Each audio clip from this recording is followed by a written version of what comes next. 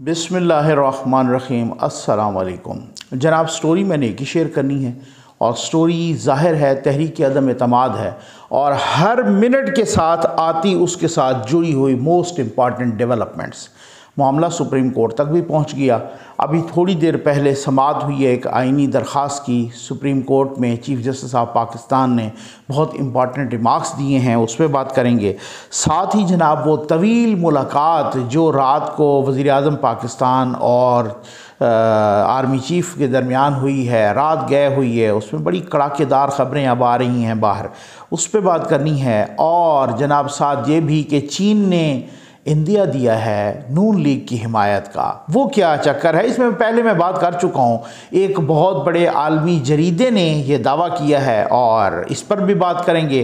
तहरीक इंसाफ ने अपने 14 अरकान को कहते हैं कि ये मुनहरिफ हो गए हैं, उनको उन्होंने शोकाज नोटिस दिया, इस पर भी बात करेंगे। और मैं आपको बताऊं कि जनाब अब की जो एक मैं आपको बहुत ही अंदर की खबर देनी है, यकीन कीजिए अंदर की खबर देनी है, वो इन सारी ख़बरों के अलावा है।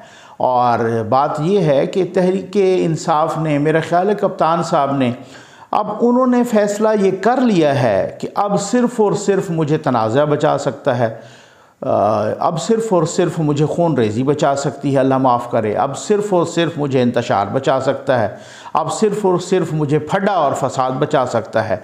ये चीज़ें अगर ये उन्होंने ये फ़ैसला कर लिया है तो फिर ये उनकी मर्ज़ी है, उनके मुशीरों की मर्ज़ी है, उनके वज़ीरों की मर्ज़ी है, उनकी मर्ज़ी है।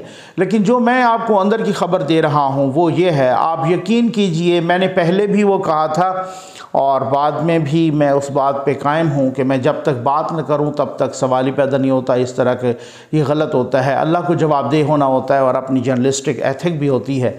और अल्हम्दुलिल्लाह बड़े सीनियर बड़े सीरियस लोग हमें सुनते हैं, तो इस वजह से अल्लाह का शुक्र अदा करना चाहिए।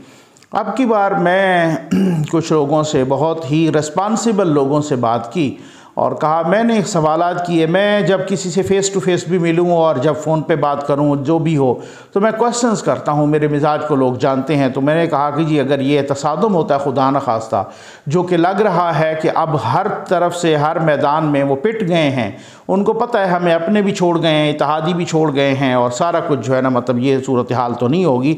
तो अगर तसादुम होता है तो इस सिलसिले में मार्शल लॉ के कोई चांसेस, तो उन्होंने कहा कि नकवी साहब बिल्कुल किसी किस्म के मार्शल लॉ के कोई चांसेस नहीं हैं।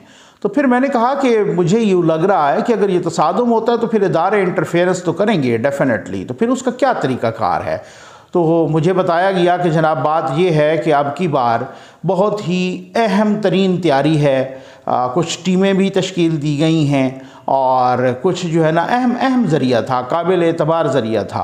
और मैंने कहा तो फिर वहाँ बता दिया गया, कहते जी बिल्कुल कन्वे कर दिया गया है कंसर्न्ड क्वार्टर्स को भी, और ये बता दिया गया है कि अगर ऐसा होता है तो फिर वो नहीं होगा जो कुछ लोग चाह रहे हैं कि जी हमें नहीं खेलने देंगे तो हम किसी को नहीं खेलने देंगे, वो नहीं होगा। फिर देख लीजिएगा कि इदारे एक लिमिट तक तो देखते हैं, फिर उसके बाद उससे आनवर्ड नहीं देखते। बस यहाँ तक बताने की इजाज़त थी, ये बहुत बड़ी ख़बर थी।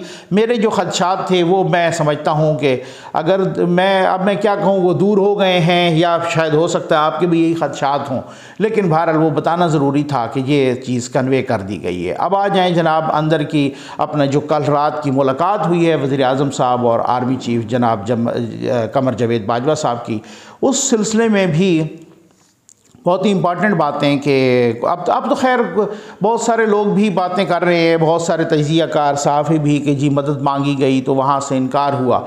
लेकिन मैंने, आप यकीन कीजिए अब की बार मेरा ज़रिया जो है ना कौम यूथ के कोई बड़े थे, कोई इम्पॉर्टेंट एक जो है ना ज़रिया था और वो उसका ताल्लुक़ ही कौम यूथ से है। वैसे आप अगर कौम यूथ के बाकी लोगों को देखें ना तो उन्होंने क्या ये ट्वीट्स करने शुरू कर दिए और क्या ये सोशल मीडिया पर इस मुलाकात के बाद, और क्या कि भाई ये क्या कह दिया गया है खान साहब को कि आप जाएं तो ये वगैरह ना। तो फिर मैंने भी कोई खोज लगाने की कोशिश की तो आगे से ये जवाब मिला कि यार ये देखें ना, ये तो कोई तरीक़ाकार नहीं है कि आप इस तरह से कह दें कि जी आप सेफ़ एग्ज़िट, अपना रिस्पेक्टफुल एग्ज़िट, ऑनरेबल एग्ज़िट ले लें और इस तरीके से फसाद का और तसाद। जहाँ तक मुझे पता चला है, क्योंकि लोग देखें गोल गोल कर देते हैं बात को, जहाँ तक मुझे पता अपने ज़राए से पता चला है तो वो ये है कि जनाब मैसेज ये दिया गया कि तसादुम को अवॉइड किया जाए, बस, ठीक है ना। और ये मैसेज दिया गया और वो बड़ा मैसेज डिग्निफाइड अंदाज में दिया जाता है, तसादुम को अवॉइड किया जाए। वो धमकी के अंदाज में नहीं दिया जाता, वो मशवरे के अंदाज में दिया जाता है। अब अगर उस पर कोई अमल करता है या नहीं करता वो बात की बात होती है आगे की। लेकिन कौमी यूथ के जो ज़राए हैं वो ये पुट्ठी खबरें दे रहे हैं कि जनाब को इस तरह का मैसेज दिया गया कि जनाब आप जो है ना आराम से जो है ना पतली गली से निकल जाओ, कोई इज़्ज़त से निकल जाओ। ये तो मुझे वही बात याद आ रही है जैसे मरियम नवाज़ साहब ने 2 दिन पहले एक ट्वीट किया, कल गालिबन किया कि भाई जो है ना हुकूमत तो आपकी बचती नज़र नहीं आती, तो आप इज़्ज़त ही बचा के निकल जाओ जो कोई थोड़ी बहुत बची है। तो ये तो फिर उसी तरीके से, खैर ये कौमी यूथ के ज़राए हैं, ठीक है ना। मैं आपको बड़ी ज़िम्मेदारी के साथ कौमी यूथ का एक बहुत ही मोतबर ज़रिया मुझे बता रहा था। मैंने कहा यार तो क्या है फिर, इसका मकसद ये है कि फ़ेस करें ना आप अदम हिंदाबाद को आईनी तरीके से फ़ेस करें। कहते हैं यार बात ये है नकवी साहब कि भाई जहाँ तक मैंने खान साहब की रीडिंग की है, अब आपको यहाँ से मालूम हो गया होगा कि वो ज़रिया को खान साहब के करीब होगा। कहते हैं जहाँ तक जितने तक मैंने खान साहब की रीडिंग की है साथ रह के भी, तो मुझे ये पता चला है कि शायद वो ये समझ रहे हैं कि जैसे है ना पुतिन साहब, उनका एक लंबा इक़्तिदार है, जैसे है जनाब शी जिनपिंग, उनका एक लंबा इक़्तिदार है, वो जैसे उनका ख्याल है कि जैसे मोहम्मद बिन सलमान का वो इस तरीके से लंबे अरसे से है, और इसी तरीके से जैसे तैयब रजब अर्दगान का इसी तरीके से वो एक मिसालें देते हैं कि यार ये क्यों नहीं हो सकता, चोरों के ख़िलाफ़ हम यूँ कर। तो फिर बहुत सारों ने समझाया भी सही भी सर उनका सिस्टम अलग है, हमारा सिस्टम अलग है। हमारा एक पार्लिमानी निज़ाम है, हम वोट लेके आते हैं, उसका 5 साल का मुद्दत का अरसा वो जो है ना वहाँ पे लिखा हुआ है, आइन में वो सब कुछ मेंशन है। ये बड़ी काम की बातें थी, बड़ी अंदर की। मेरी आदत है मैं किसी एक ज़रिए से कोई एक ख़बर ले रहा होता हूँ तो अल्हम्दुलिल्लाह 2-3 और भी निकल आती हैं। खैर अब आ जाए जनाब, बहुत बड़ा एक जरीदा है जापान ही निकी एशिया, उसने लिखा कि जी चीन जो है ना हिमायत का इजहार कर रहा है नून लीग की, और उन्होंने कहा है कि अदम एतमाद की जो तहरीक है अगर ये कामयाब हो जाती है तो चीन नून लीग की हिमायत का इजहार करेगा और तरजीह नून लीग को देगा।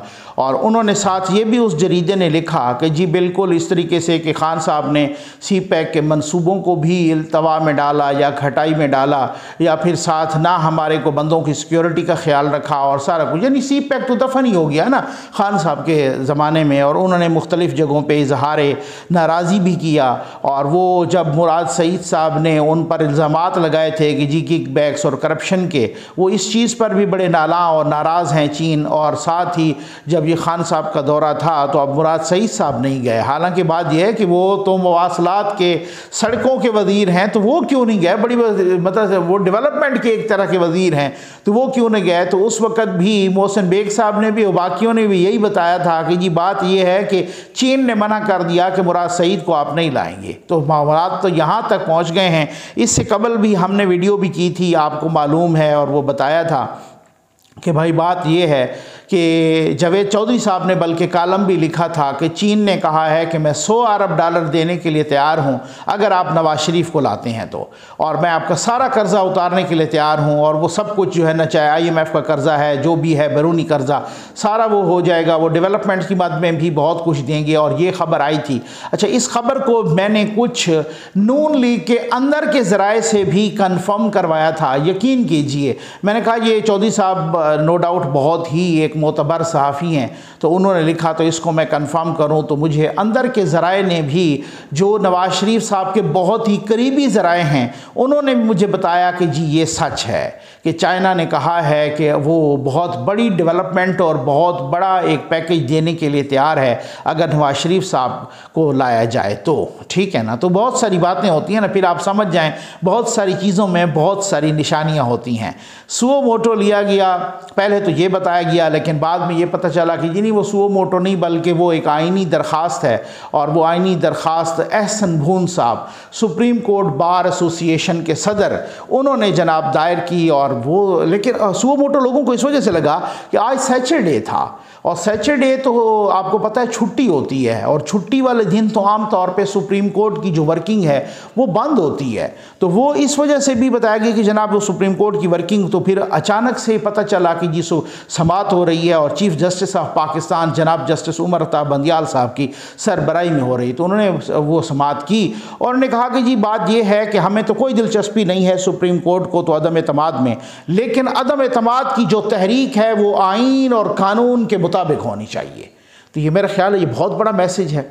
और आइन और कानून के मुताबिक क्या होनी चाहिए वो पता है, वो जिस तरीके से आइन में लिखा हुआ है उसी तरीके से आर्टिकल 95 देख लें या 63A देख लें या जो भी है, तो अदम एतमाद की जो तहरीक है वो उसी तरीके से कंप्लीट हो जिस तरीके से आइन और कानून कहता है। और फिर उसके बाद जनाब वो दूसरा अटार्नी जनरल साहब से भी पूछा कि जी आपने कोई इसकी तशरीह के लिए भी किया हुआ है, तो उसको भी हम इसी दरख्वास्त के साथ सुन लेते हैं। अब वो समाअत दोबारा पीर को यानी परसों सोमवार को जो है ना वो 7 है कोई 1 बजे दिन को कहा गया है कि वो होगी। और उसमें आर्टिकल 63A की जो तशरीह है, अब हालात यहाँ तक पहुँच गए हैं कि अपने लोग ये कह रहे हैं कि जी खान साहब को जाना चाहिए, पार्टी को बचाना चाहिए, यानी खान साहब अपनी कुर्बानी दे, उनके अपने PTI के लोग। अब ये नहीं है कि जिनको 14 लोगों को उन्होंने एक नोटिस दिया है, उसके अलावा लोग हैं जो कह रहे हैं कि जी खान साहब को कुर्बानी दे के बचाना चाहिए। बाकी लोग कह रहे हैं, अवाम ये कह रहे हैं बहुत बड़ी तादाद में, और वो कह रहे हैं कि मैं आपको एक यहाँ ये भी बताता चलूँ कि जो अपोजिशन पार्टीज़ इस वक्त इकट्ठे हैं, अगर आप 2018 के इलेक्शन में उनके तमाम पार्टियों के वोट्स को इकट्ठा करें, वो तहरीक इंसाफ के वोट से कहीं ज़्यादा बनते हैं। ये बात बताना बहुत ज़रूरी थी। अब इसलिए अगर वो उनका नारा है कि जी या कप्तान बचा लो या पाकिस्तान बचा लो, तो ये बहुत बड़ी बात है, बहुत बड़ी बात है कि कप्तान को हटाओ तो पाकिस्तान बच जाएगा। ये इस तरीके से अवाम का नारा है। तो और अवाम ये नारा लगा रहा, अपनी पार्टी वाले कह रहे हैं कि अपनी पार्टी बचाओ, इमरान खान को हटाओ। तो ये नौबत यहाँ तक पहुँच गई है। खुदा न खास्ता अल्लाह, मैं वही कहता हूँ कि अल्लाह ताला पाकिस्तान पे भी रहम करे, करम करे, इस कौम पर भी करम करे, किसी किस्म का तसादुम ना हो। और अब तक की जो सूरत हाल है इंतहाई अक्लमंदी और दानशमंदी से काम ले रही है अपोजिशन। और वो ये कह रहे सिंध हाउस पर हमला भी हुआ लेकिन उसके बावजूद भी उन्होंने कोई रिएक्ट नहीं किया। तो मैं समझता हूँ ये इसी तरीके की दानशमंदी से काम लेना चाहिए। लेकिन फिर ये इदारे होते हैं कि जो आगे आते हैं। मेरा ख्याल है अब खान साहब को मशवरा सिर्फ ये दिया गया कि आपको तसादुम ही बचा सकता है, और यही मशवरा देने वाले यही खाई में फेंकेंगे। ये बहुत बुरी बात है। उन्होंने अपने 14 लोगों को शोकाज नोटिस दिया है, इजहार वजू का नोटिस। आप बताओ कि आपने टीवी पे इंटरव्यू दिए हैं, उससे ये लगा है कि आप पार्टी छोड़ गए, उससे ये लगा है कि आप वोट नहीं दे रहे। तो उन्हें जवाब पहली बात तो ये है उनको पता नहीं कब मिलता है, कहाँ मिलता है, किस पते पे दिए हैं। और वो राजा रियाज साहब भी हैं, नूर आलम साहब भी हैं, रमेश कुमार साहब भी हैं, बाकी लोग भी हैं, 2 खवातीन भी हैं, तो 14 लोग हैं उनको। तो अब वो मैं हैरान हूँ, आपने देखा होगा पिछले 3 साढ़े 3 साल में वो एक को 4 5 6 लोगों का ग्रुप था, कोई 2 3 4 नून लीग से, 1 2 को पीपल्स पार्टी से, वो को पिछले 3 साल में साढ़े 3 साल में को 36 दफ़ा उस्मान बुज़दार से मिल चुके हैं पंजाब में, या आपको पता है ना। ठीक है, अब की बार वज़ीर आज़म साहब गए तो तब भी वो मिले। उनको मेरा ख्याल है गालिबन 1 दफ़ा नून लीग ने शोकाज दिया तो वो छोड़ दिया, भाई यार इससे क्या होता है, मिलने से क्या होता है। लेकिन यहाँ पर ये इनको अब लग गई है कि अब नोटिस जनाब उनको शोकाज नोटिस, इससे शोकाज नोटिस से क्या होता है। अच्छा, एक बड़ी इंपॉर्टेंट खबर मैं आपको बताऊं कि वो इंपॉर्टेंट खबर कल से ये चली कि एक ऑर्डिनेंस लाने की जनाब कोशिश की। यहाँ हालात है ना, यहाँ बहुत बड़े बड़े छोड़ जाते हैं, बहुत बड़े बड़े साथ छोड़ जाते हैं। और जनाब वो जैसे कहा ना कि आजम खान साहब प्रिंसिपल सेक्रेटरी साहब, उन्होंने भी अपनी समरी मंजूर करवा ली कि जनाब मैं भी जा रहा हूँ वर्ल्ड बैंक में एग्जीक्यूटिव डायरेक्टर के तौर पे। अब बात यह है कि अब बहुत बड़ी खबर वो ये है कि एक ऑर्डिनेंस तैयार कराया गया और कहा गया कि जनाब इनको नाअहल किया जाए, जो लोग इस तरीके से मुनहरिफ हों तो उनको 5 साल के लिए नाअहल कराया गया। तो अब वज़ीर कानून फ़रोग़ नसीम साहब ने वो आर्डनेंस तैयार करने से या वो उस पर मुसवदा तैयार करने या उसकी मंजूरी, क्योंकि वजारत कानून से ही ऐसा सारा कुछ इनिशिएट होता है ना, उन्होंने इनकार कर दिया। उन्होंने कहा इस आर्डनेंस के ज़रिए नहीं किया जा सकता पार्लियामेंटेरियंस को नाअहल। ये वक्त है भाई, ये वक्त बताता है। हालांकि यही फ़रोग़ नसीम साहब थे कि इमरान खान साहब उनको कहते कि दाएं देखना है तो वो दाएं देखते, बाएं देखना है तो बाएं। असल में तो मसला ये है ना, वो क्या हमें PTI वाले बताते हैं भाई ये हमारे बंदे तो नहीं हैं। अच्छा, फिर हम पूछते हैं भाई किन के बंदे हैं, फिर ज़रा मुस्करा देती हैं।